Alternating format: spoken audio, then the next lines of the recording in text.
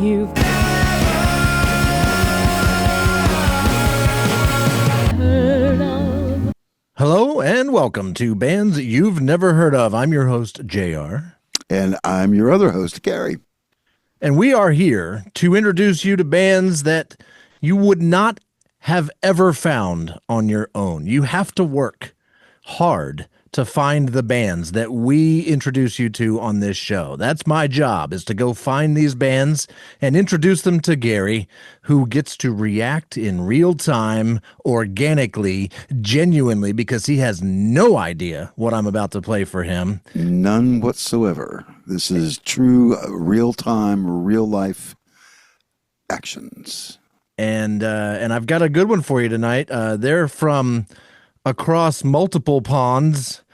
They are from nowhere near here. We'll get to them in a minute. I actually have a few things to say first. A few updates on some, previous goings on this show. First off, if you are watching on YouTube, you get to see our pretty faces as we do the show. You'll get to see the band later in the show when we interview them. There are definitely some benefits to catching this show as a video, which you can do on YouTube and Spotify. Everywhere else, this podcast is audio only. No matter where you're listening to it, please do whatever that platform does to allow you to support us by giving us a thumbs up, liking the show, following the show, subscribing to the show so you get updates when there's new episodes. Put us in your feed so you are at least aware next time we put out an episode. And believe me, that really helps this show grow and get more listenership. Simply that simple fact, that simple act of subscribing or whatever means a lot to us. So please do that right now. I'll give you a few seconds. Ready, go. And if you would like to take that one step further, you can come visit us at www.bynhopod, that's BYNHOPOD.com, and support us directly. But even further, you can also find the Bynho Mega playlist right there on bynho.com on the very first page, I think, and every other page too. There's a link to it from there. It'll take you to Spotify, where there is a complete playlist of every song from every band we've ever featured on this show. And I've heard from people recently that they love it. It's a great playlist. It is what I listen to when I work out these days. It's just great music, and it's a total mix of stuff.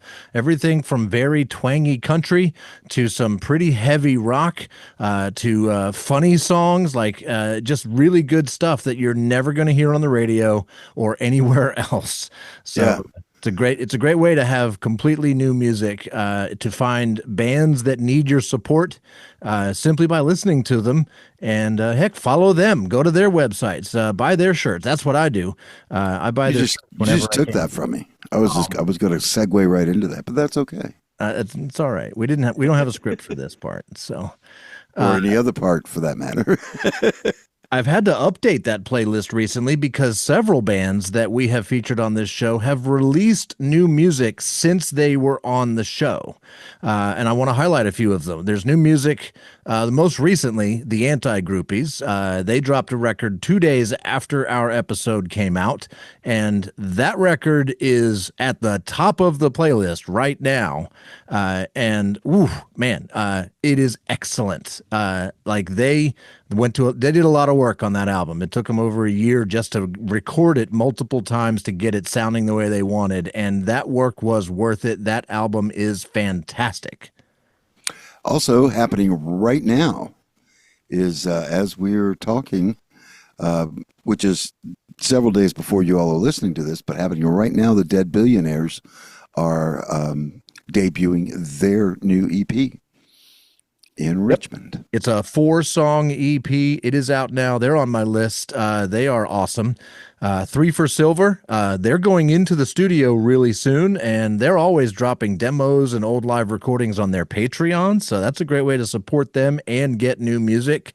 Ramona and the Holy Smokes dropped their new album that Ramona talked at length about with us when we interviewed Ramona. The Reckless released a new single after we talked to them. So there's a whole bunch of great new music that came out after these bands were on the show, and all of those songs are on the playlist. Yeah, check that out, and then go and check them out because this is all about it's all about spreading the love, and as we like to say toward the end, it's for floating all boats.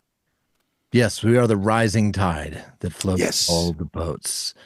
All right, that's enough preamble. You ready for a new band? Oh, and our record came out too. Oh, that's right, but it's not on streaming yet, so you're going to have to buy it. It's not going to be on streaming for a little while, but people can buy it though, right? At tobefair.com. tobefair.com. TOBEFARE.com. All right, you ready for a new band? I am there. I am ready. I logged on early. Yeah, this is great. We always record part one well before we interview the band. Tonight, this episode, we're going to record part one, and then like a few minutes later, the band is going to join us for part two. It'll be that's going to be awesome. The tightest turnaround possible. And so that's what's happening. To find this band, I started with the Anti-Groupies and started looking through the bands that people also listen to, fans of the Anti-Groupies. And I went digging. I found 3 bands, and I reached out to all 3 of them, sending them an email or a Facebook message or both. And, one of those bands got back to me. Well, which one was that? The band is called Seismic State. Seismic State. Yeah. Okay, so I have a from their name, I have now a preconception of what they're going to sound like. I doubt that they will sound like that, but it's what my brain says. I can't wait to find out how the actual sound of Seismic State compares with your preconception based simply on their name. That's because the Anti-Groupies were bang on. There was nothing between what I thought and what was delivered, and it was a glorious moment. So here's another little fact that may influence your preconception of what they might sound like. We get to add a new country to the list. Sweet. Yeah, countries represented so far by bands on this show: America, England, Scotland, Canada, and Australia. And tonight we get to add New Zealand to the list. Sweet. So this is their Spotify homepage. And as you can see here, they've got 6 songs on Spotify total. So we're not gonna spend hours and hours listening to all of their music. All of their songs have fewer than 10,000 plays. 6,000 is basically the top of the food chain here with Blinded by the Sun. So not a ton of plays. Let's go read their bio, find out a little bit more about them. Seismic State are Cy, Liam, Matisse, I think, and Rogina. Cy on guitar, Liam on bass, Matisse on drums, and Rogina on vocals and guitar. The band originally formed in 2018, originally with a different vocalist, Nicole, and their debut EP, State of Things, was released in September of 2019. All 4 tracks on the EP received airplay in New Zealand and internationally. Genius, the first single, reached 47 on the Generator FM's weekly airplay chart for the week, ending May 31st, 2020. Genius also held down the number 58 spot on the Generator FM's 2020 Kiwi 101 chart. In late 2020, Rogina replaced Nicole on vocals and rhythm guitar. Major support slots soon followed, including AMA award winners Dead Favors on their, Riffing and Yelling? Riffing and Yelling, yeah. In 2021. 2024 is another big year for the quartet with new singles, Two Homes, which builds on their established alt-rock style while incorporating a touch of Rogina's blues influences, released in March, and Blinded by the Sun with more of a hard rock leaning, released in May. Seismic, adjective, of enormous proportions or effect state. Noun, a condition or way of being that exists at a particular time. Here's a quote about the band. Seismic State are a breath of fresh air for the New Zealand rock scene. For far too long, rock bands have taken themselves far too seriously, and it's so great to hear a kick-ass band playing rock music that is not only compelling, but also fun.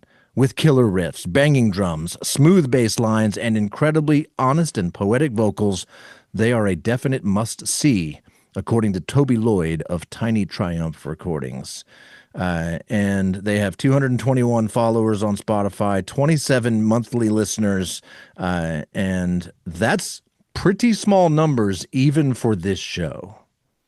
But also, New Zealand's a fairly small country too. It does track with the size of New Zealand for sure. Yes. Yeah. So I would, if they were much bigger, we'd probably have heard of them, because they would have jumped at least over to Australia, which would then pop over here shortly. Yeah, possibly. Although I'm getting the feeling there's a lot of bands in New Zealand and Australia that we have never heard of, and if we're lucky, we will get to hear about them. But that I think is it's a part of the world where I'm going to continue exploring for this show because, for one, most of the bands we haven't heard of, and two, these guys kick ass. There's a lot of good rock coming out of Australia and New Zealand. And number three, they still speak English, which makes it easier for us. So. With a cool accent. Yeah. Before we dig into the music, let's go take a look at what else they've got going on. I did find a nice interview with them from a YouTube channel called Music New Zealand. But even that video only, oddly enough, has 35 views, which I find strange. This is their YouTube page. And as you can see from their videos, there's no produced videos. There's live recordings, some of which are good, some of which are okay, as far as audio and video quality goes. Not talking about the music. And none of these videos have very many views at all. So they don't have a ton going on YouTube, which is right up our alley. This is their Facebook page. They do have Facebook, and they do update it fairly regularly. Recently, they've got an announcement about a gig, and they put videos and stuff. So they've got an active Facebook. They're on Instagram. When you search Seismic State on Google, you get their Spotify first, their Instagram, their Facebook, their Music New Zealand profile page, and then you start getting stuff about like earthquakes and stuff. So, a good mix. They yet do not have a website. And so based on all of that, I'm not going to play the videos to introduce the music to you. I'm going to play the audio right here on Spotify, because that's where it sounds the best. Yeah, we want the best. Yeah. And we're going to start with the old stuff. Based on the videos I found, they do still play songs from their original 4-song EP that featured Nicole on vocals, but with Regina singing them now. So I'm going to have some questions about all of that when we join up with Seismic State. But we're going to start with what the band used to sound like. And that, for the most part, they kind of still do with a slightly different female lead vocalist. The first song we're going to listen to is called Genius. Are you ready, Gary? I am ready, JR. Here we go. This is Genius by Seismic State.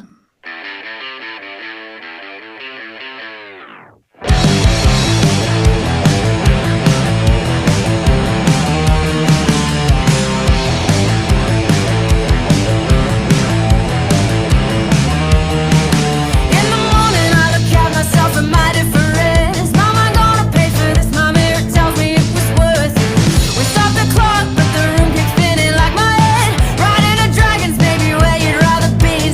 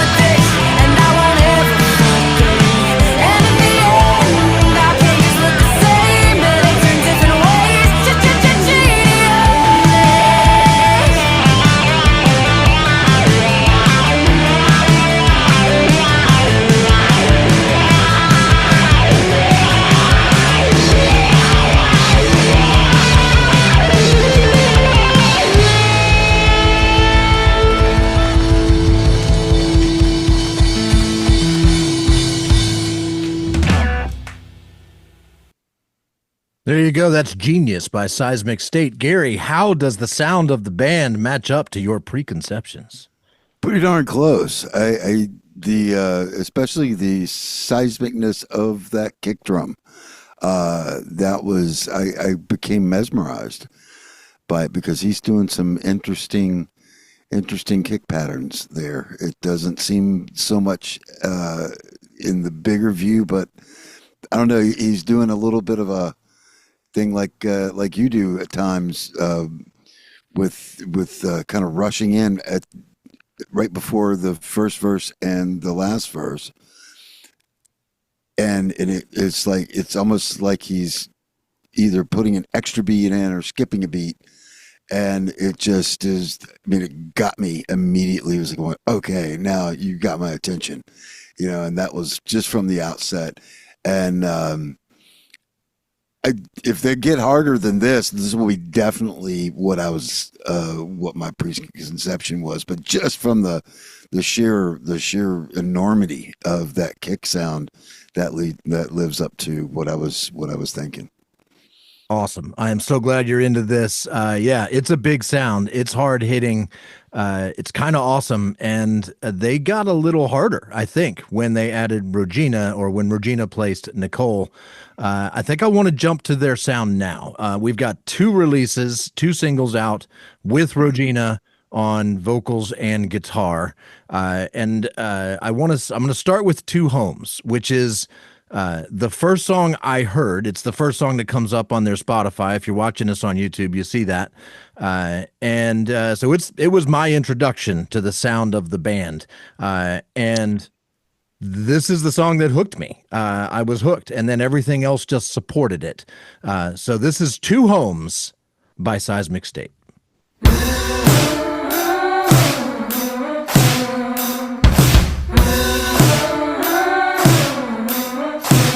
Like the way you look at me when you smile, even when you didn't have it for a while. Split between two homes, where do I belong?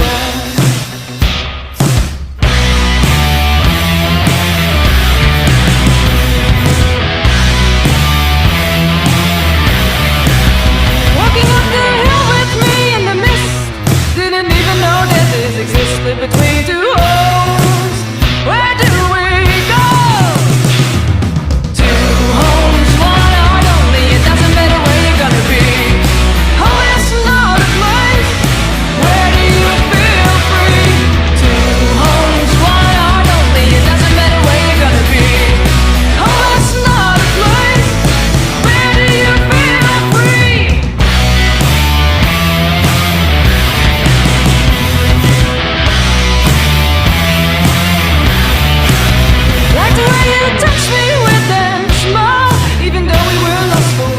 Between two homes, where do we belong?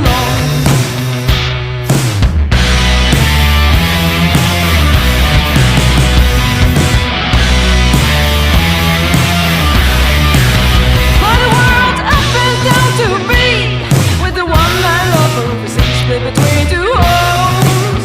Where should I go? Two homes, one heart only. It doesn't matter where you're gonna be. Oh, it's not a place. Where do you feel free? Two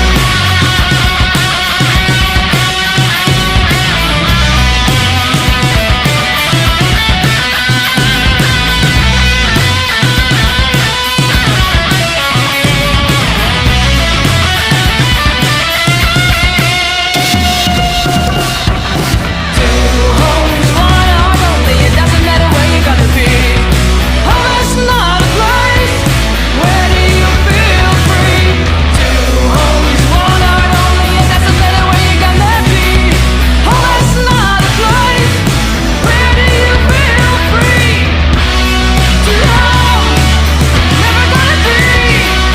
Oh, it's not a place. Where do you feel free?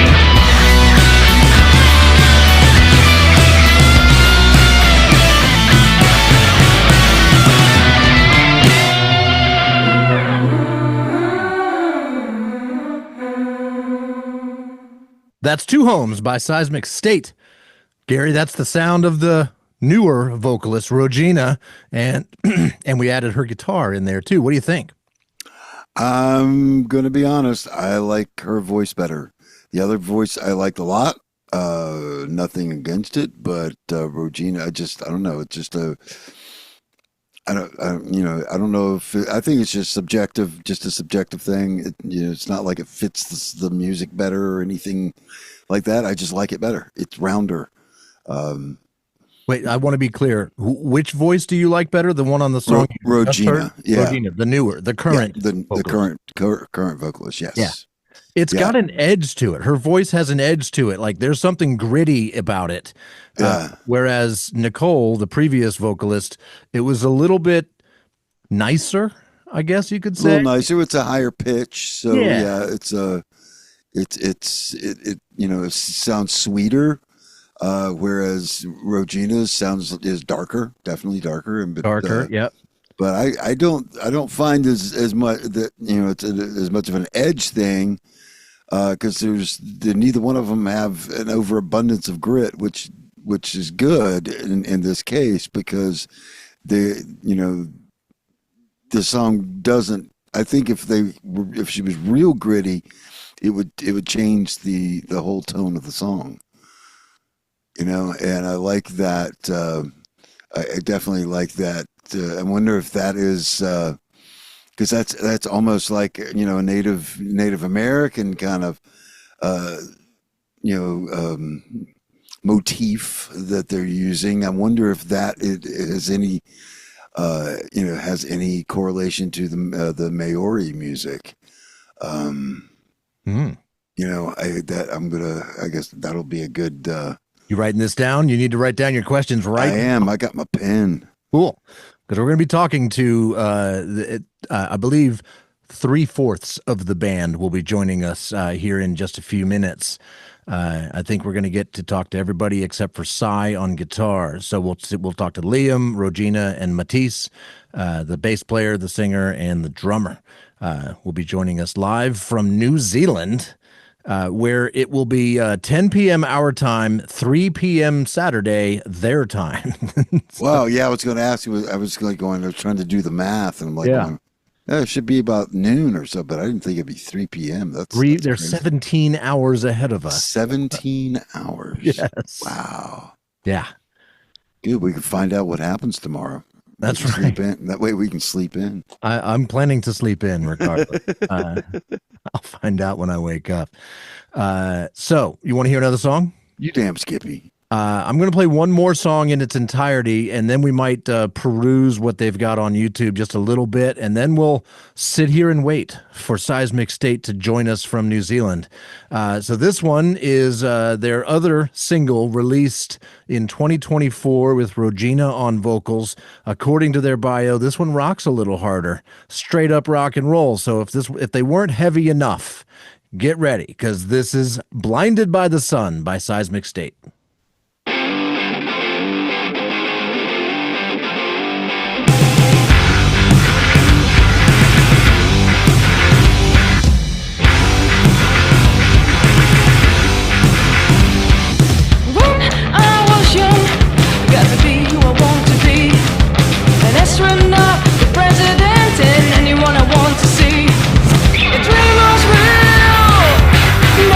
Pushed me back, gotta find a way.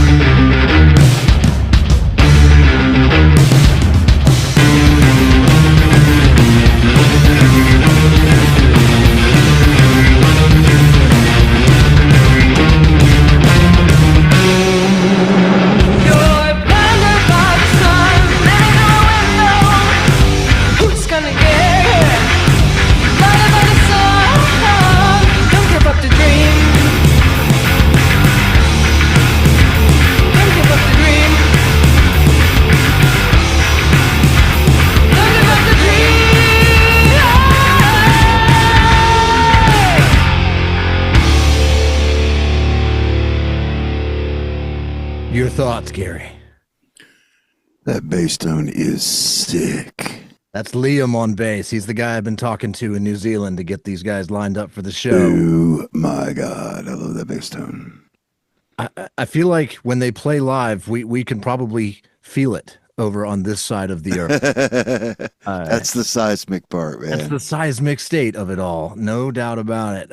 And did you notice? Have you noticed? And especially the last two songs, the earlier songs, the earlier song was way more kick drum, but they've tamed down the kick drum, but we're hearing more toms. Have you noticed how big the toms are, how low pitched they are? They're like yours. They're like the oversized. I love so the sound of the floor tom here is making my pecker stick out. So yeah, your sticker peck out. My sticker peck out. Sure, if you want to be family friendly about it, I guess.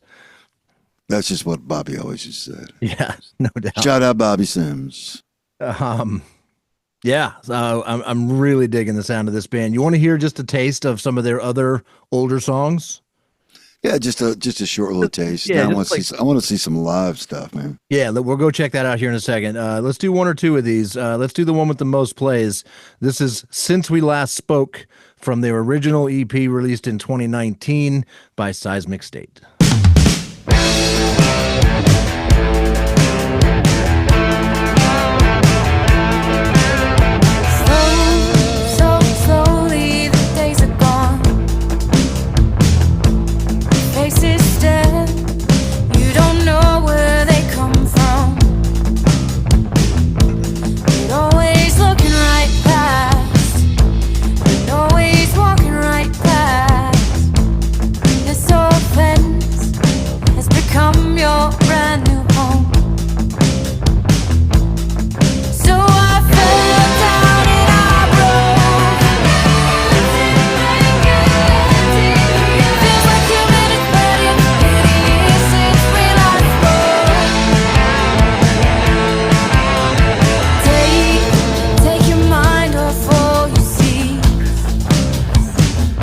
All right, that should be about enough, right? Since We Last Spoke by Seismic State from their original EP.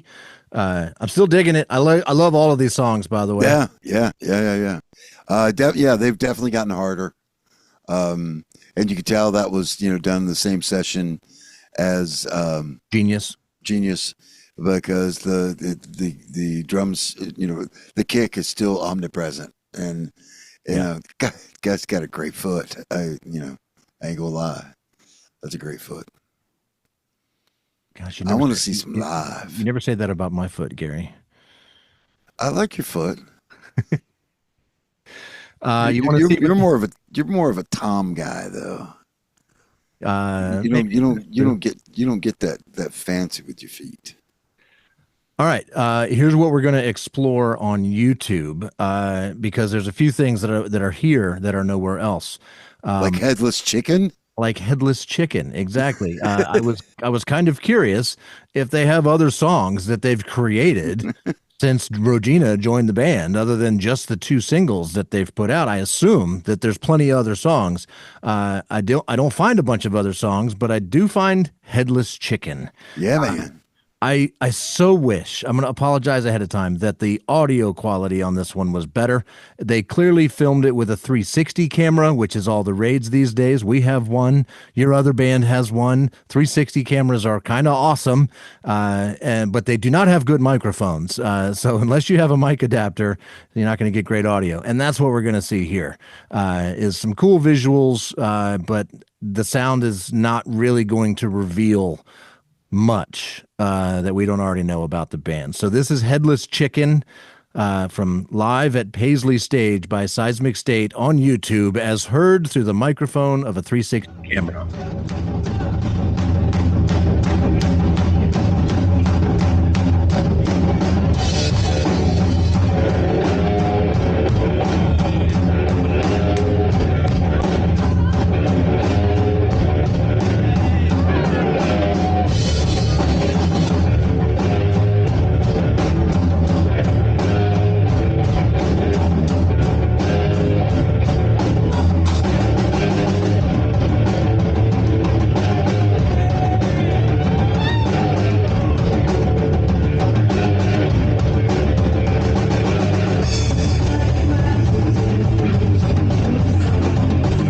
I'm just going to stop it there because it is pretty much unlistenable as far as the vocals go. You can hear what's going on with the drums and a little guitar, but that's about it. But there's a little bit of what they look like when they play live. What do you think?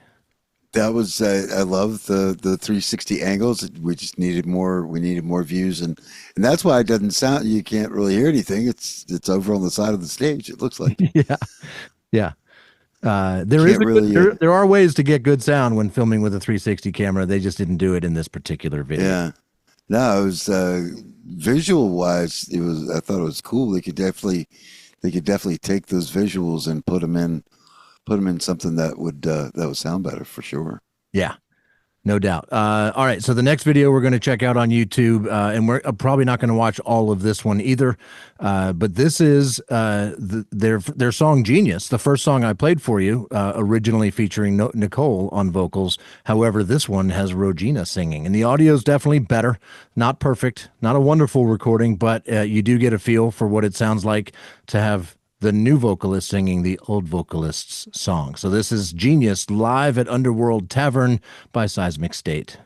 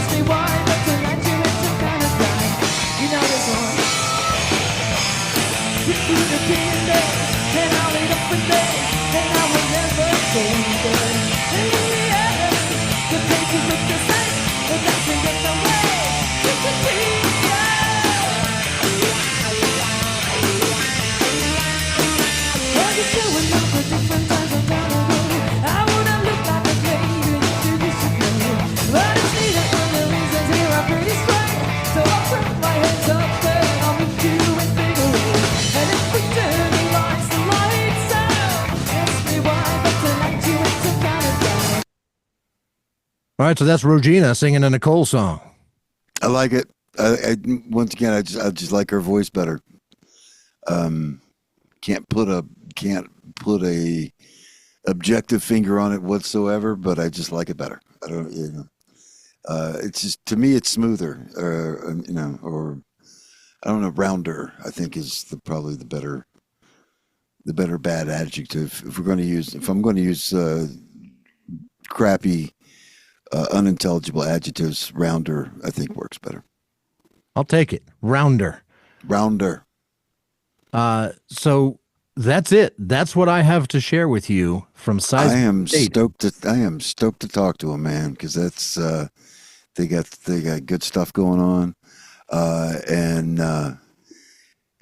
what he was in the live version, what the drummer was doing with the hi-hat. You do that sometimes with the syncopated hi-hat. Was really I mean, he's very inventive. Guitar player, I wish could be on there, because the stuff he was doing in Blinded by the Sun was amazing. I mean, that whole song was definitely my favorite, hands down, from the bass tone to just complete abandoned mayhem that he was doing, that he was playing on guitar. And I love these guitar players that just play some crazy ass shit on a Telecaster, which is the simplest guitar.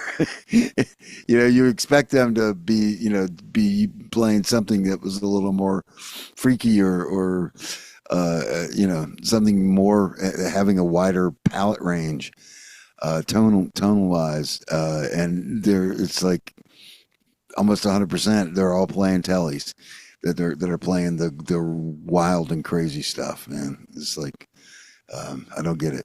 It's cool as shit. I can't play a telly. I don't know why.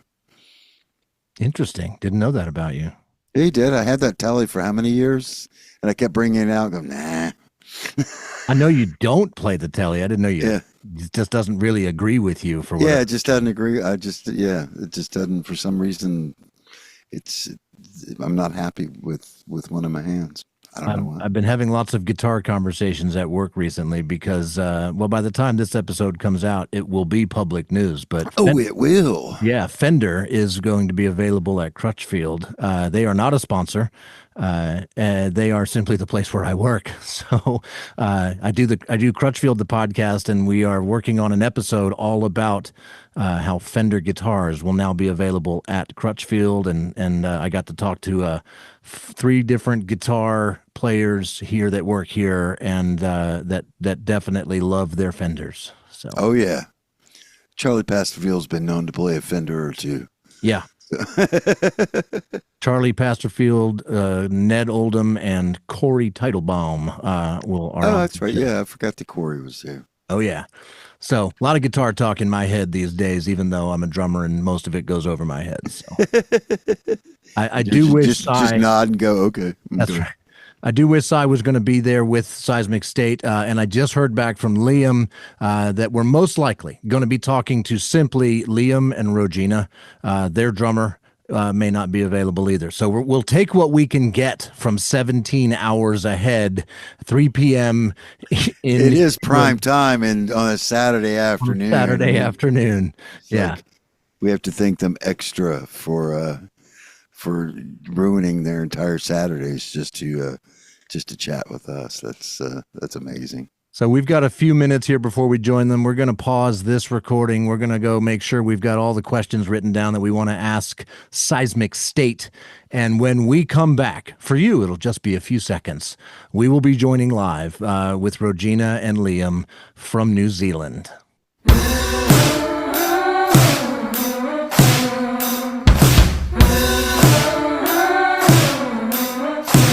Like the way you look at me when you smile, even when you didn't have it for a while, split between 2 homes. Where do I belong?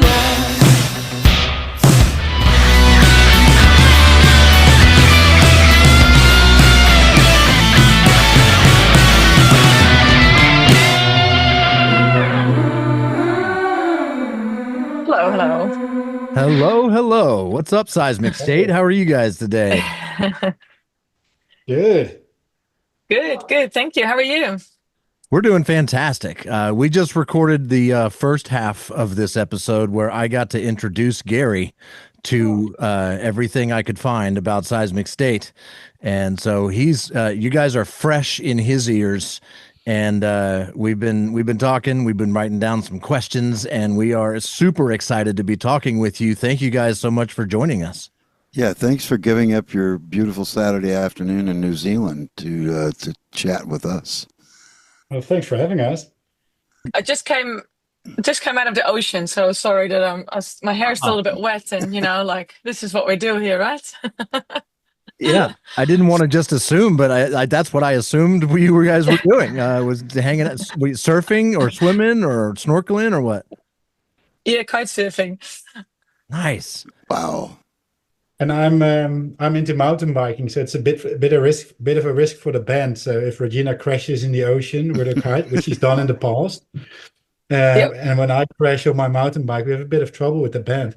There's just 2 people left in. Mountain bike. Now you're talking my language. I love some mountain biking. Do you do the crazy stuff where you catch a lot of air and like big jumps and that kind of mountain bit biking? of a combination. Or are you more of like a sane person? Gnarly. I like a few gnarly trails, but also like longer distances, cross country riding. So a bit of everything. And yeah, New Zealand is paradise for that. So.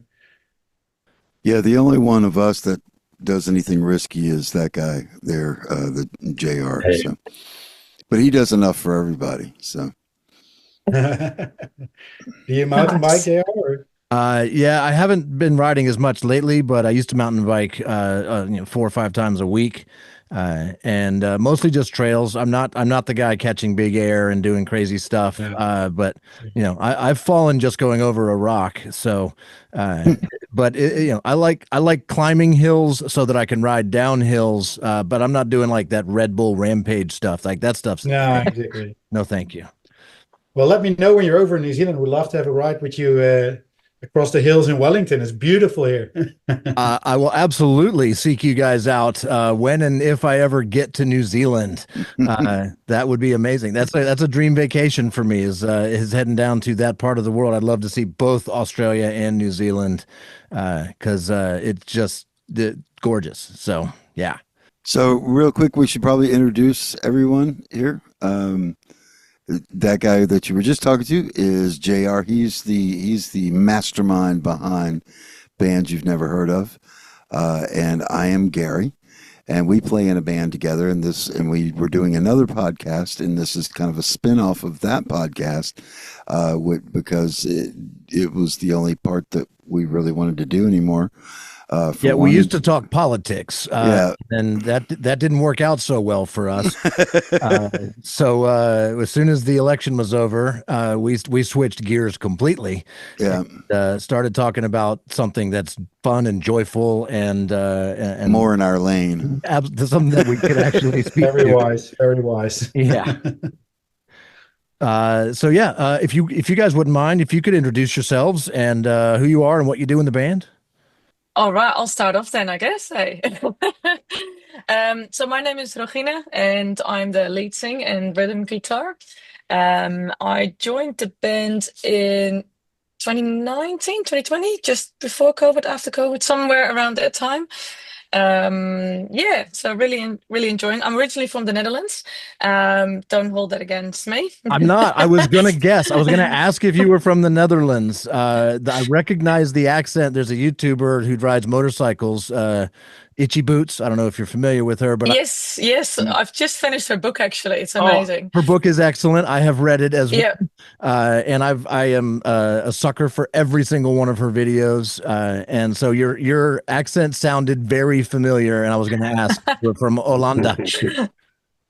Yes, indeed. No, that's and actually I'll hand it over to Matthijs because he's from the same country as well. We didn't know that from each other before I did audition. So it was not on purpose to have two Dutches in a band in New Zealand, but here we go. So I'll just hand it over to Matthijs.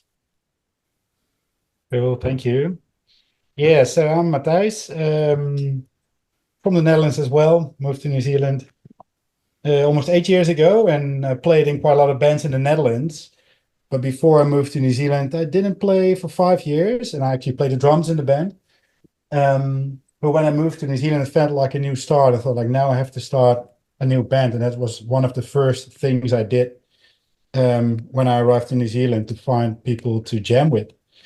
And that was with Liam and Sai back in 2017. So that's almost 8 years now that we're playing together. And I think the first 2 to 3 years of that was mainly jamming, really, like 3 hours straight, just random stuff, but we really enjoyed it. Maybe the first 2 years, and then we started more serious with a singer as well. And that's me.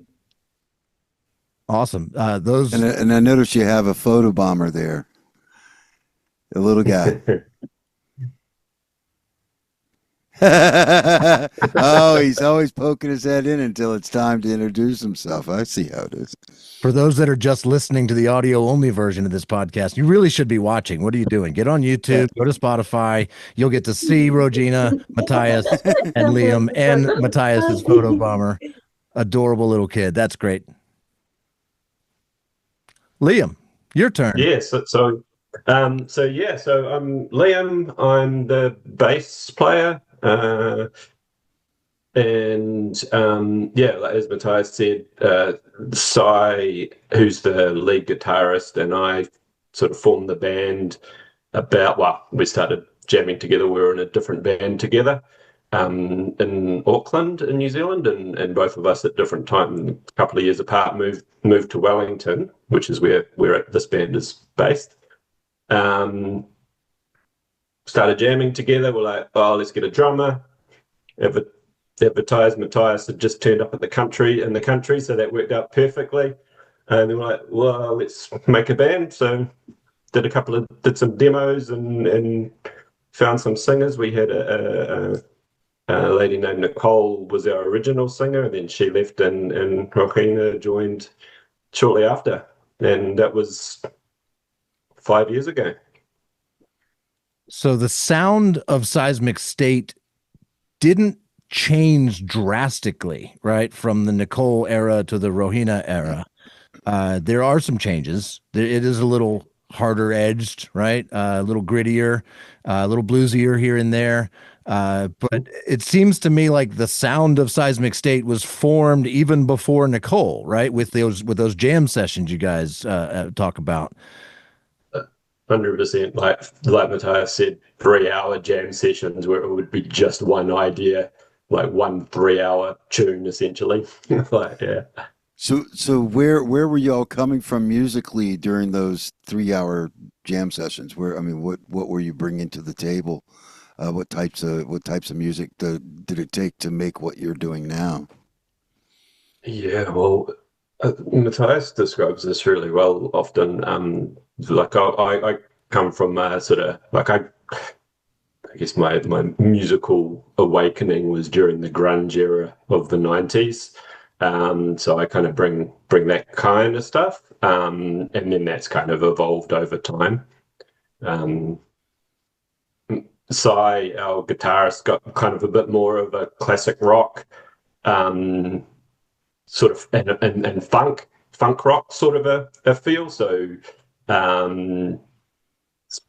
like Led Zeppelin, Guns N' Roses, Rage Against the Machine, that Chili Peppers sort of vibes. Yeah. Matthias?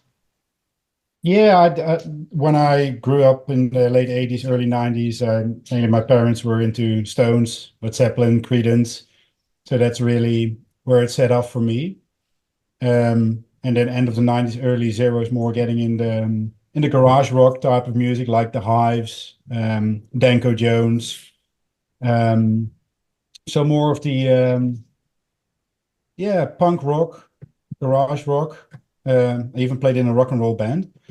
But as Leah mentioned, it sort of ended up with a nice eclectic mix. And I think, yeah, we had a good base, but it wasn't that we tried to fit in our previous singer, Nicole, or tried to fit in Regina what we wanted. Eventually, when Regina came on board, that was just another ingredient to the mix. And that's why it's so awesome that we were also able to record 2 new songs, our latest songs, with a clear contribution from Regina's preferences as well, mixed in. Perfect segue there to what did you bring into the table, Regina? So my very, very first band was a ska band, which I don't even know actually everyone knew. And I went into ska more into blues, and from blues even a touch on country, which is weird but fun. And yeah, so I think my contribution comes a bit more from the blues rock side. I also previously in the Netherlands was in like a rock band, and I think the blues came a bit more through with Seismic State. So especially when we talk about Two Homes and a few other songs that we didn't record but we do play live are a little bit more blues rock. But I also do really appreciate some bit of like rough edge female rock side of it. So I think that is kind of my contribution, I would say. I am just so curious what makes a person move from the Netherlands to New Zealand? I think 2 different stories. So my wife is from New Zealand but lived in the Netherlands. So yeah, we when we started dating, I said, I'm not going to move to New Zealand. That's way too far away. It's a 33-hour flight. We're not doing it. So, we're going to stop dating right here. And she was like, no. I've been living here for 10 years. I'm sweet. I love Netherlands. And then she sold it to me to come over Christmas, on a holidays. And it's summer here during Christmas. So she sold it to me after 3 or 4 holidays. I was like, maybe we can stay a bit longer. And that ended up in selling an apartment, quitting our jobs and just move across. And then COVID hit. We got a dog. That's how you stick, I guess. I think Matthias has a different story than me. Yeah, for me, the story is a quarter life crisis. End of my 20s, lots of friends were married, got a house, kids. Didn't feel right to me.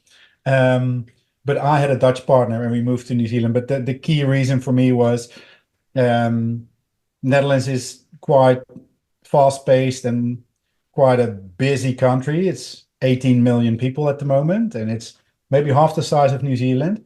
And New Zealand, of course, I talked about mountain biking a few minutes ago, and New Zealand has such a beautiful, fast nature that's proper nature, not just national parks with fences around it like in the Netherlands.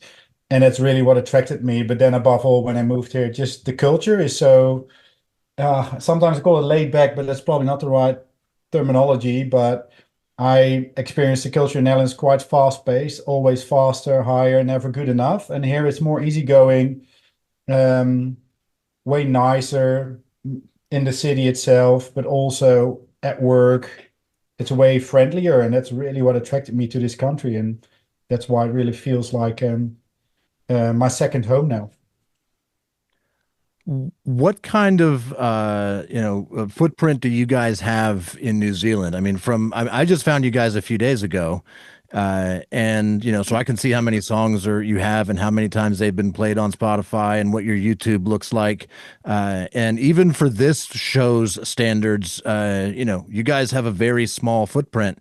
I'm getting the feeling you have a bigger footprint in New Zealand than you do from where I sit. What is life for you guys musically in New Zealand? Yeah, In, you go. in Go. comparison with the Netherlands, because if I compare sometimes the music scenes, like in New Zealand, it's quite a lot smaller, and it's also a little bit harder to find places to play, because we do have to pay the venues to, play, and then get it back via the door sales. So it's a little bit of a different, way of performing. I do believe we're well connected in the Wellington scene and potentially also in the Auckland and rest of New Zealand scene with other bands. So we play quite often with a group of bands that know each other, and it's a really good vibes. I think for us, we none of us is really good in marketing and really good in selling ourselves. We just enjoy to play. We forget the Well, even social though medias. you Sorry, used to Liam. work in sales though, Rahina, so I know, I know. So I can do a sales pitch, but I'm not any good in actually selling it on the market, like via marketing and doing all these things. And sometimes we have really awesome shows, and the audience get really into it and they're dancing or like, did anyone record this? Nah. Okay, cool. Like, so it's just we're getting so into it on stage that we forget everything around it, and we're not from the selfies on stage, and we're not filming our road trips that we do, because very often outside of Wellington we have to drive at least 4 or 5 hours to the next city to play gigs. So it's a little bit different, and we forget about it. Yeah, we just enjoy it in the moment. It did happen, but it's not always representable on social media, and therefore our followers on Spotify, or I don't think we touched YouTube for a long time. So yeah, it's not always accurate what you see in socials, what the experience is on stage.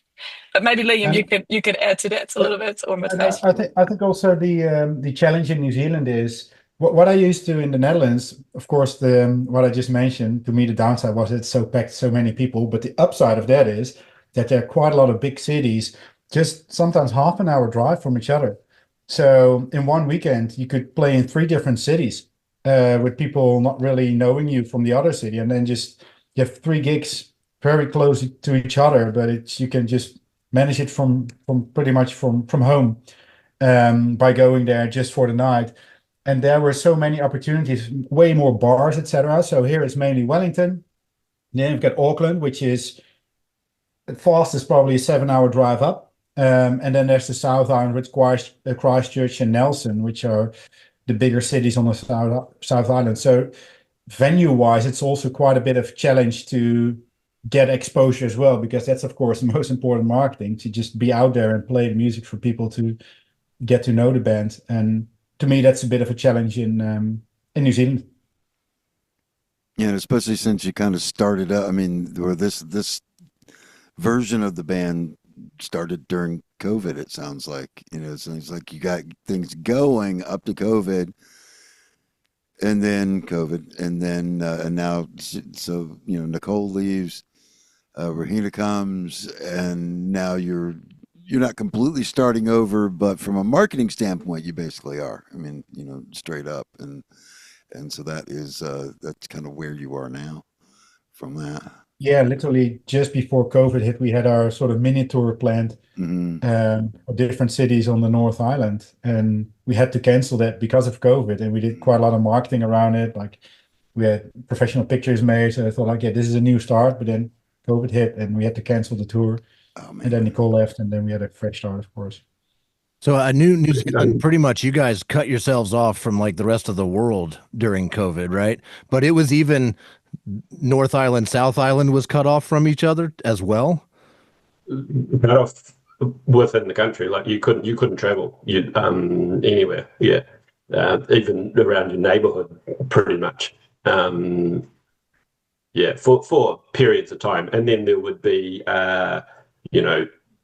it'd settle down and you'd be able to get out and about and play shows. Well, there'd be seated shows with social distancing, and that was all really weird. And then there'd be another wave of COVID to come through, and everything would get locked down again, and everything would be cancelled, or all bars would be closed, and that we got booked for a couple of festivals during that period, and we're like, that was real opportunity with some quite big local New Zealand bands with internationally touring bands, and then the festivals got canned because the COVID would come through, and yeah, so it was a pretty challenging time. But yeah, sort of since then, like, we've just kind of sort of settled into our sort of local vibe. We know, there's a bunch of sort of bands around that we gig with.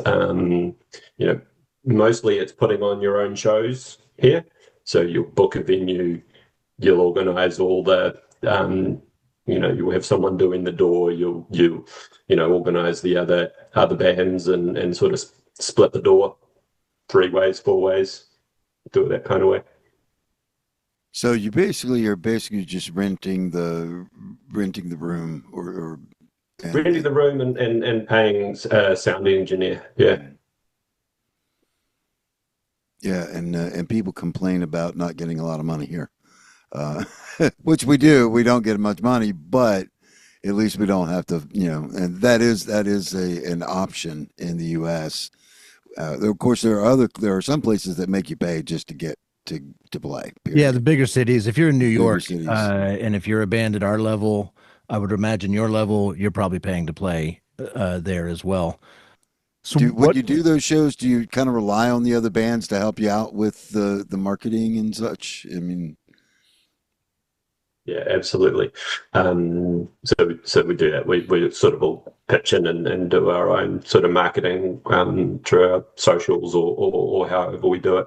And that's the main for bands like us. That's the main way that you're bringing people in, is through socials and through word of mouth and friends of friends and that sort of friends of fans who come along. There's not much, posters don't do a lot, and nobody really comes from advertisements and sort of traditional media or anything like that. So unless you're a big act, yeah.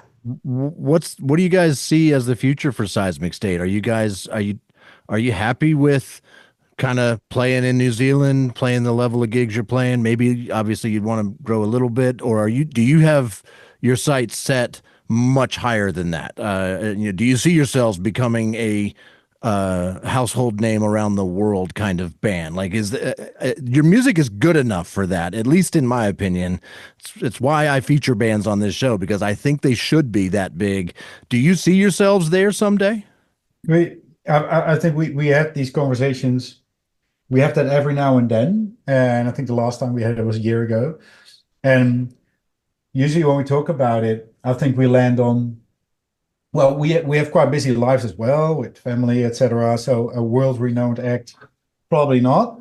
But being locally well-known, like locally within New Zealand, being a household name there, that'd be awesome. But also regular gigs. I think that's the first most important step that we're after, having more regular gigs. And then eventually, if we're a known Wellington band in New Zealand that travels the country every now and then, maybe once a year or something, that's the vibe that I get from where we want to get to. But hey, if there's interest internationally, if people keen for us to play overseas, sign us up for sure. Let's switch gears a little bit. I want to know what it was like. What was the process like of switching lead singers? And you don't have to, I'm not asking for any kind of dirt that you guys don't want to reveal, but I'm more interested in the process of like, what's it like to adapt to playing with Regina instead of Nicole? And how did that change things? What was the dynamic like? How did you find Regina? Like, how did that whole thing work? Yeah. That so so first of all, so sort of said that Sai, who's the guitarist who wasn't available today, and Matthias talked about busy lives and families and kids and stuff. He's tied up. So we started jamming together and we looked for a drummer. And I think Matthias was the only name that came through. So we were kind of we kind of had to take him. But glad we did. That says more something about you guys than about me, all right? Maybe. However that happened, it worked out well because it works. It definitely works. the drums are big for us. But then I think it speaks more to how many people want to be a drummer versus how many people want to be a singer. So then we advertised for a singer, and that was a completely different thing. It was like cutting through just the chaff to get to the people that we wanted to talk to. And that was finding our first singer, and then she left, and then it was the same process again, finding a new singer. So how we, I think we advertised on a Facebook music kind of community. I think, is that how we found you, or was it through something else? Yeah, was it a band? What was it, Bands NZ or something? Or it wasn't. Band I didn't find it on website? Facebook. Yeah, It was so like a band directory it's sort of thing. like Tinder for musicians. Let's say that. So you guys swiped right on Regina as a potential. We did, yeah, we did. And then so the process for that was we were pretty open. We were a female fronted band to start with, but we were open.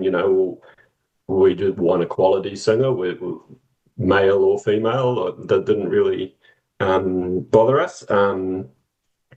But yeah, it was sort of finding who was going to fit the vibe, who had the voice to start with, and then fitting the vibe and gelling with us as a band was really important. And so that all worked. And then once Raphael came on board, just sort of finding our feet again and how we're all going to work together, because the it's a little bit different with different personalities involved, and what's the contribution, and how we worked as a band kind of changed a little bit with Rohina bringing a bit more of her musical influences to the band. And then it just kind of, I don't know, took us a little while, and then we kind of found our feet, and we've been going strong since then. And I think because we had a couple of auditions also with male vocalists, but I think we soon found out, well, I think we prefer a female vocalist, because if we would go for a male vocalist, there was a risk that we would end up as sort of the standard rock band, and we really wanted to have that female vibe to the band as well. And what triggered me with Regina straight away was she has more of she mentioned just blues, more of a rough, raw background in music, and I feel like that's probably an edge that we want to look up as well as a band. And then we got it started. But probably Regina, you can talk about, we had of course quite a lot of songs from the Nicole era as well, which we of course started playing, but then eventually some songs really stick with you, but some were like, no, it's not really, doesn't really fit my voice or the vibe that I'm after. But probably best for you to talk to that. Rahina would Yeah, say that playing the songs that we had as a band, or that they were covers for you, right? So it wasn't like you're playing an original song, you're playing a cover. So yeah, it's sort of different. I would love to hear Rohina's perspective on all of this. And I was going to ask that as a follow-up question, so we can just lump it in. What's it like singing someone else's songs that's kind of original for the rest of the people in the band? But yeah, tell us about how all this transpired from your perspective, Regina.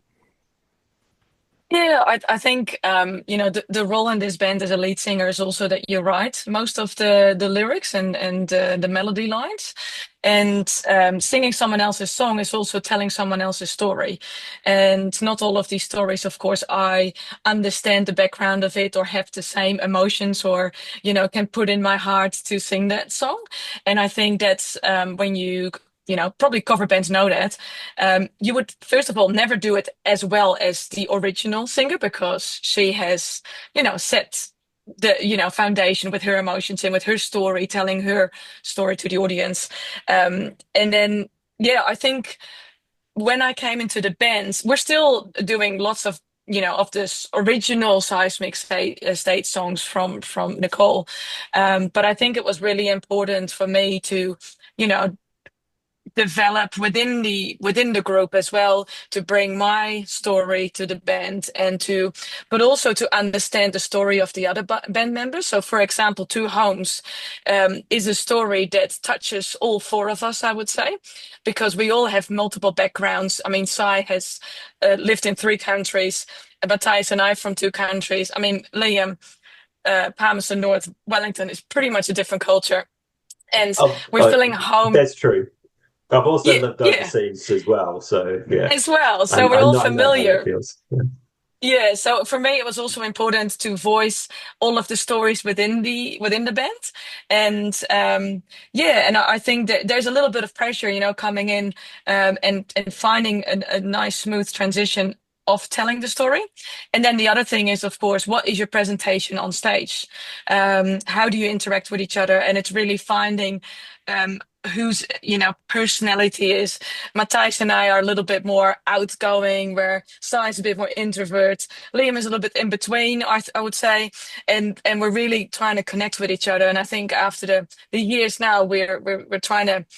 I think we've found our stories and we found the vibes on stage as well, which then is way easier for the audience to adapt to. I think that's how I kind of experienced. But yeah, all the respect to all the other songs that were there, we're still playing them. I love them. I think they're really good. But some of the songs we didn't really connect in the way, but also the style of music that we transitioned to that might not fit in the set list the way we're doing it now.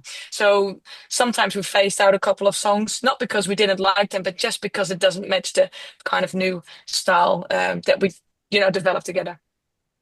I think that chemistry on stage that we've kind of built as well translates into the music writing as well. Like I think we've got a music writing chemistry that you kind of have to build and learn from each other as well. Do you guys Yeah. do you guys still have 3-hour jam sessions, or have you toned that down a little bit? Like, how often are you guys getting together to play music, and do you get together to do other things too? Like, how do you build that chemistry? Well, that's on the contrary, actually, because we recently moved rehearsal spaces. So we were in a rehearsal room where we had 3 hours to mainly work on our songs and a little bit of jamming. But now we have a new rehearsal space. It's just 2 hours. So with it, including build up and building the stuff down. So we found out on Thursday, like, oh, now we don't have time at all for jams, which is unfortunate because that's sometimes where the awesome ideas come up. And I think because we don't gig every week, we do need to stay focused during those rehearsals as well to get the set as tight as possible. But ideally, I think we would leave more space for jamming as well, because I think sounds cheesy, but that's where the magic happens sometimes with great And we ideas. do say that up front as well before rehearsal. We say, okay, now we only focus on jamming, or are we focusing on creative side of it? Yeah. And for example, we're gonna have some gigs, in a couple of weeks again, and then we just have to focus on the set list, make it tight, don't have too long breaks in between, just make it smooth in between the songs. So yeah, very often we're a bit more organized, I would say, to say, okay, this rehearsal is all creation, this rehearsal is like focus. Yeah, you got to be disciplined for these to be productive. That makes sense. When you guys play out, if you're typically double and triple billing it, I imagine you're not playing 3 hour gigs late at night, 2 o'clock in the morning kind of gigs anymore. Did you guys used to do that, but you've grown out of it? How long? What's an ideal gig for you guys? Like set list length kind of thing. No, normally we have so thanks for calling us old, by the way, but normally we would bars, the venues don't normally allow bands to play beyond about midnight anyway. So most of them are, these days, people are living in the central city and next to venues, and they don't play too late. Um, we would have about between three bands, 3 to 3.5 hour start to end, with 15-minute changeovers, something like that. So 45 minute up to an hour set. So normally the headliner plays a bit longer. The headliner is normally the person who's doing most of the organizing. So yeah, that sort of thing. 45 minute sets, 3-4 bands. So And to me, you also RCR about how we get together and stuff as a band, what time we spend. What I like is because, of course, there are many the distance between cities in New Zealand is quite large. So I like the weekends where we have two gigs in two different cities, and where we have an hour set list, but then in between there's so much banter and fun and chatting and ideas. Everyone's away from just their day-to-day life, and that's what I love, just being away for the whole weekend, and not just for the drinking and partying, but also just and bonding together and just working on great ideas and just having fun as well. Are you guys all traveling to these gigs in one van? Yeah. Dice has Yeah, got using my camper van. yeah. It's always a gamble who needs to sit in the back because the suspension in the back is pretty poor. Oh, So it's sometimes horrible. people end up with back issues on stage, like, oh, we've been in the van today, it's not working. It's rock, paper, scissors, but it's fun. the loser gets the back. Yeah. Or the one who's the most tired or drank the most, the evening before. Because we don't really go to bed right after the gigs usually. Yeah.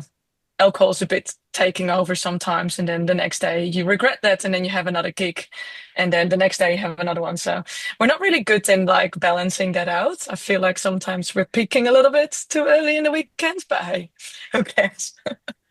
Matthias I've learned his strategy of doing most of all the driving there on the first day, and then he's like, right, I'm out. You guys are doing the rest of the driving. Yep. Yeah. I did my shift. So if we can move toward the music a little bit, and I actually take really horrible notes, but for on Two Homes, where you said you kind of brought a blues and then you had some you actually did some country music.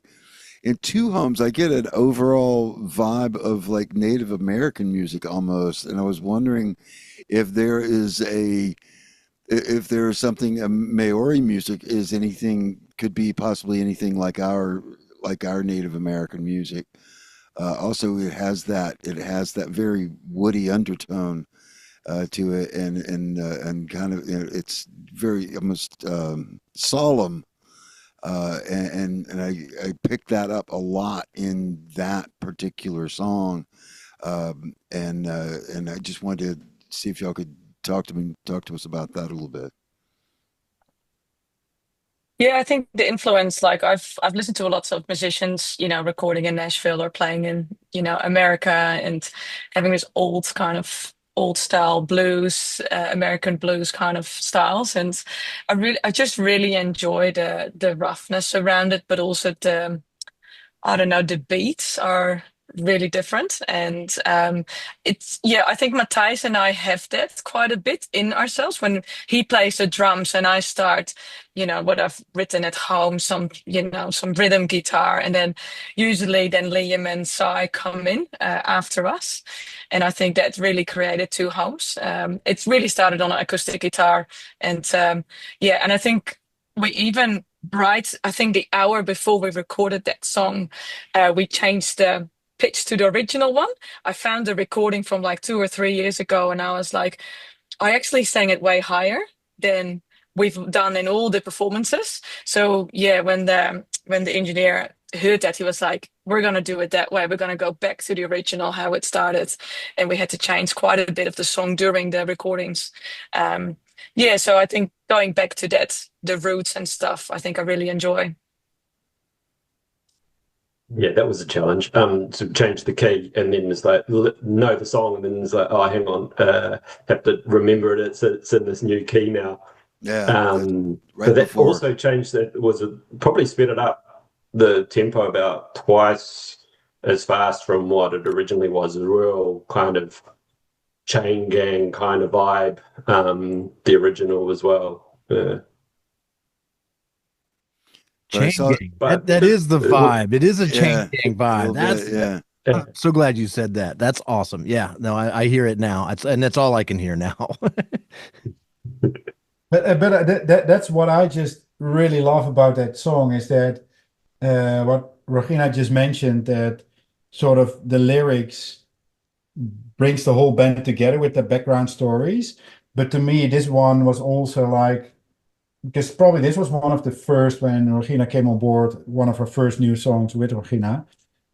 And that was really when I felt like, great, this can go a bit more in the blues rock direction. And for me, it clicked. And I've always been a big fan of those blues influence, like how Howlin' Wolf influenced the Stones and Led Zeppelin. It's mind blowing when you do a bit of research how much of their songs are based on that generation of Howlin' Wolf, Muddy Waters, etc. And then hearing that back in our own songs is just awesome. Still gives me goosebumps, to be honest.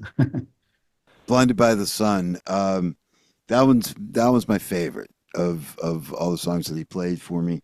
But my favorite part of that song is Liam's bass tone. That is just Oh, yeah. it's wicked. It is it's mean and wicked. And what were you doing to get how did you get that tone? Did you break That something or was there was a lot of that was down to the engineer when we recorded it. It was actually his P bass that I used. So yeah, it's got that real gnarly P bass feel. I don't remember what we used in terms of like overdrive and fuzz and stuff, but yeah, it's definitely uh, that's my tone that I usually play. I have a dark glass uh, overdrive distortion pedal that I use, and we kind of got that vibe, but then switching out from I use a Warwick normally, and switching that out for a P bass just really got that kind of that bite to it, which had so much bite. And I'm not generally one to go around praising bass players. Long story. No, he's not. This is the highest of high praise from Gary. We're normally never really good at it either, so give it to Liam. He needs it.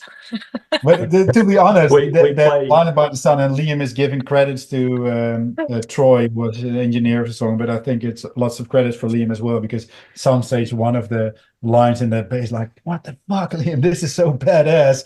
When we were recording it, like, whoa, it just blew my mind. Yeah, And then we got it recorded like how we played it pretty much the first time, one of the sections. I can't really remember which one, but it was mind blowing. Yeah, when that comes in, I was just like, yeah, okay. You have my attention. Thank you.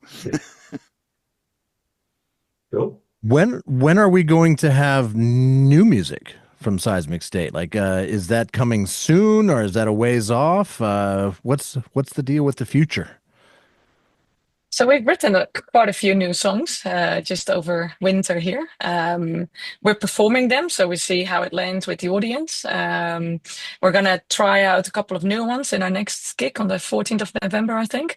So we're just testing them out pretty local, I would say, and get some feedback from people. Don't think we have any plans at the moment to record any of the songs, but yeah, who knows? The challenge is, yeah, it costs a lot of money to record well.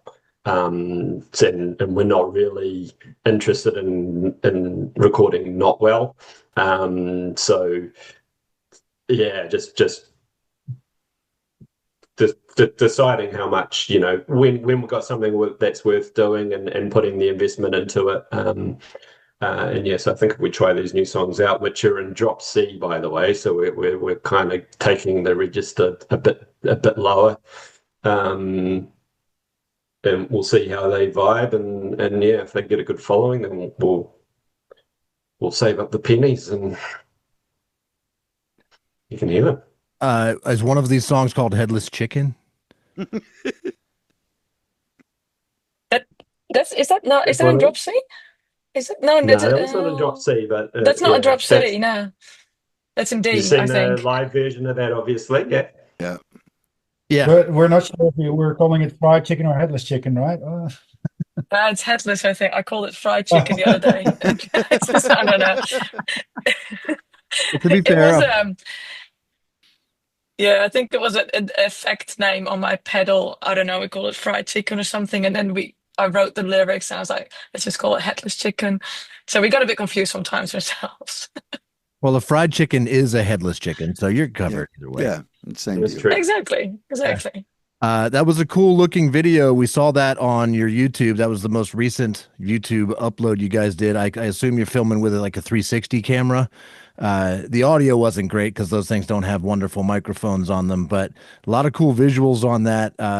It just made me want to hear more new music. So if you get some good live recordings, I'd love to see that on YouTube, even if you don't, go into the studio anytime real soon. I will eat that stuff up for sure. I just wanted to give the credits to Sai. He hangs up these GoPros, 360 GoPros, somewhere on the ceiling of a bar, and I don't know how he does it. And then we get like these weird spins to it, which is great. So Well, yeah, all credits to Sai. although in fairness, he does usually use my height to get them True. hooked up. So, Liam, you've got a job. Oh, Yeah. yeah, I've got you need someone over 6 foot to do a job, right? Fair enough. Well, because I would just mention to JR, it's like, you could take that footage and put it behind some of the stuff you already got recorded, and that would make great videos. I mean, without a whole That's a lot of good idea. trouble, from a pretty much video in a box kind of thing. It's just like boom, because everybody's seen everything you've seen. Is you don't have to spend thousands of dollars. You don't have to have everything matched up perfectly. You don't have to sync everything exact or anything. Just have the song and have that awesome video, because the video it looks great. I mean, just straight up, it's great looking. That was a fun gig as well. That was one of our road trips. That was in a town called Napier, with a couple of fun bands as well. That was one of the nights that Rahina was referring to. I think we might have gone to about 4 in the morning in our Airbnb. Yeah. The neighbours thankfully didn't complain. Yeah. Well, but just think about it. If it's 4 in the morning, it's only like noon here. So Yeah, true. Exactly. So you just say, "Hey, We got a we're on 5-star on Virginia Airbnb, time. so We're just on Virginia time. We're not on New Zealand time right now." true. That's all the questions I had. You guys have been fantastic to talk to. Is there anything we didn't ask you that we should have asked you? If anyone is listening and wants us to play somewhere, just let us know. And we're always looking for locations to play. Even if you know the New Zealand, that will be helpful. But yeah, just check out our socials and our Spotify, and yeah, connect with us if you want. I will be. And if you want to fork for an airfare or 4 airfares, then we'll come over to we'll go international for sure. That's all. I'm in. That's all it takes. 33 hour. No, probably longer than that to get to America, I would imagine. That's shorter. It's shorter. Yeah, It's sure. halfway We've got to for go. us. Yeah. East Well, Coast. it just takes a few seconds for people to open up Spotify or any of the streaming platforms and at least have a listen to our songs, and it's probably a good start. That's what I did. To find you guys, I went in the previous band on this show we did was the Anti-Groupies, and I started looking through the bands that people also listened to, and just kept digging and kept finding. And I reached out to 3 bands in one night, and your guys are the only ones that responded.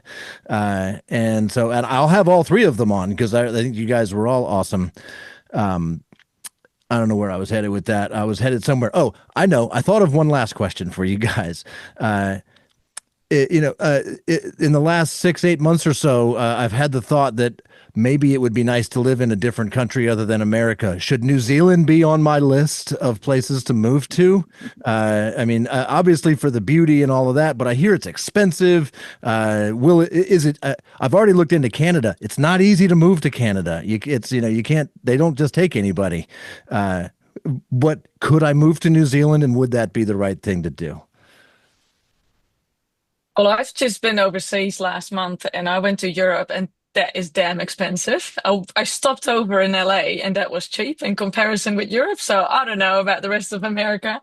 I think New Zealand, it's all in how you look at it. Some things are more expensive, some things are cheaper. Your salaries will be, I think it's all about what would you like to do? What are you into? If you're into mountain biking, I think it's the Valhalla of mountain biking. There's so many great courses you can do, and I always say everything in nature here is on steroids. So surfing is I think great. Mountain biking, hiking, everything outdoors is just on steroids. So if you love that, I think it's a great place to live. But I have to say, getting a visa is might be a little bit of a tricky one, I guess. But yeah, depending on the job. And to add to that, of course, I moved to New Zealand, so everything that Regina's saying, but the other option is not Germany, but specifically Berlin in Germany. That's such an awesome city. It's almost no nature. It's mainly concrete. But it's such an inspiring city. Good music. But it's fun concrete. Capitalism sometimes in some neighborhoods hasn't taken over just yet, and it's amazing. It's a country on its own. But I would probably New Zealand, and then next up, totally different, but Berlin. And I You think probably have to learn German then as well. Just saying. Jawohl. and I think Regina summed it up when she goes, "L.A. was pretty cheap." Yeah.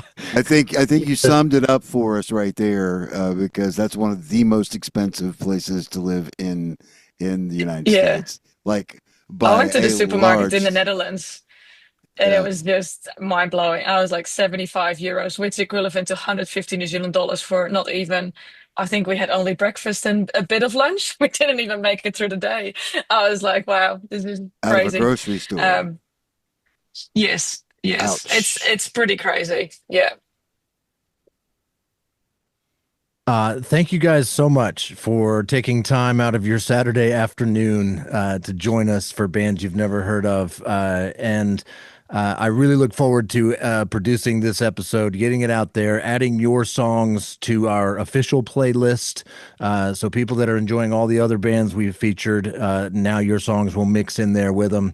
I look forward to new music from you guys whenever that happens. And I wish you all the best. I hope you do get huge enough that somebody's willing to pay your airfare to come to America. Because if that happens, I'll come find you guys. I want to see you guys play live. This has been fantastic. Now, we'll have you in Charlottesville, definitely, because I think you would go over great here. Thanks for having us, and good luck with your show. Guys. And looking forward to see more of your show. Awesome. Let's stay Thank you all so connected. much. Love what you guys are doing. It's awesome. Yeah, they're rising tide. Let's keep it going. Awesome. Well, we'll promote you as best we can. If you want to share out the fact that this show exists with your fans, we would certainly appreciate it. That's the rising tide. That's the thing that floats all the boats. So, You betcha. Awesome. Thanks, guys. Matthias, Have a great one, Regina, man. Liam, thank you so much. Tell Cy we are sad he couldn't join us. We definitely had guitar questions for him. Maybe next time. Maybe we'll do a follow-up a year from now when maybe you do have new music or something. Call us back. Awesome. If you want to world premiere a new song for on this show, we would be honored to have that. We would be. We've done how many so far? We've Like done three or four, five, something three like that. or four world premieres right here on this show, and we'd love to have your all's newest one too. So anytime. Awesome. See ya. Have a Thank great you. day. Thanks, guys.